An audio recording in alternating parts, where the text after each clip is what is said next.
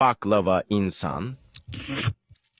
Evet, kulağa tatlı geliyor ama kendisi daha da tatlı. Doğduğu günden beri her katı ayrı bir lezzet, her gülüşü fıstıklı. Sabahları çayını içerken, yan masadan gelen bakışları hiç umursamaz. "Abi erimeyecek misin güneşte?" diye soranlara sadece bir kaş kaldırır. Soğukkanlı ama şerbetli. Bir gün Galata'da yürürken, bir turist onu parmakla gösterip, "O bir tatlı mı bir insan mı?" dedi. O da çayını yudumladı ve "Ben hem tatlıyım hem gerçek," dedi. Kimse onun kadar hem çıtır hem karizmatik olamaz. Güneş parladıkça daha çok parlar, rüzgar estikçe tatlı bir fıstık kokusu yayılır. İstanbul'un sokakları onsuz artık eksik.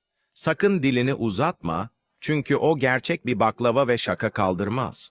Ama yanında oturursan, belki bir dilim dostluk paylaşır.